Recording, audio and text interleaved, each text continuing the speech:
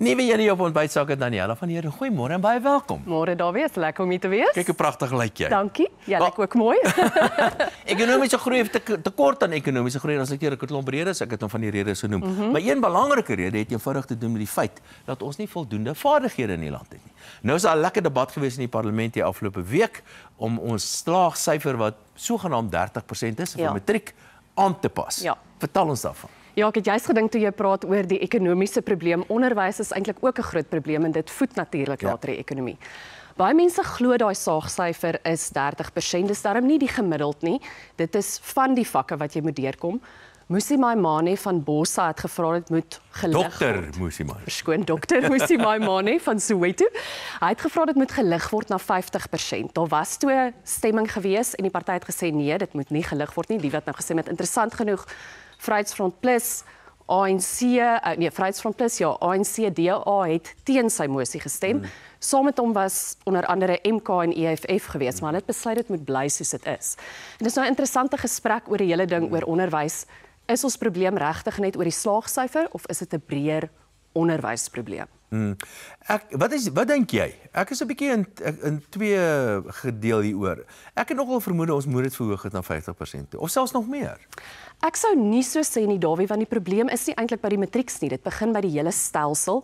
So ek dink as jy regtig iets wil verbeter, begin by graad 1, begin by laerskool en om dalk iemand in wanneer hulle skool kan verlaat in graad 9 gereed te kry om sê net maar ambagte te gaan doen, om 'n haarkapper te word, om 'n naaltegnikus te word.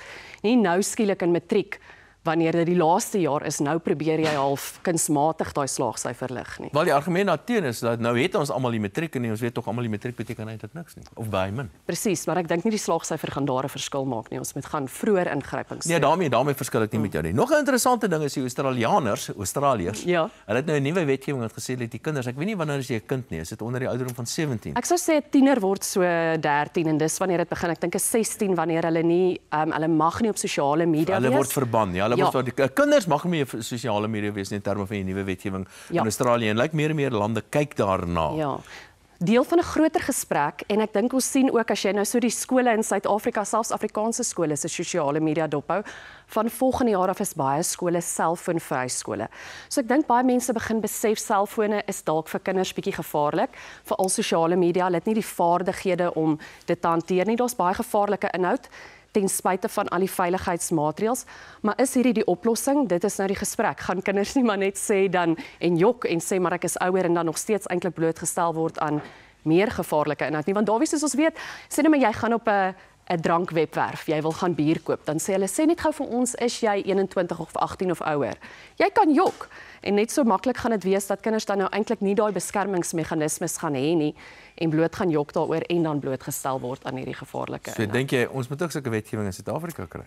Ek sou sê ja, maar dit gaan nie net by dit lê nie. Dit lê by ouers en ouers wat moet weet wat gaan aan op hulle kinders se fone en dat ouers moet die grense stel. Ek moet vir jou sê ek sien baie daarna uit om weer 'n keer met jou te gesels. Dankie dat jy vanoggend by ons het draai kom. Dankie, ek ook. Ek verskil natuurlik heeltemal daarmee.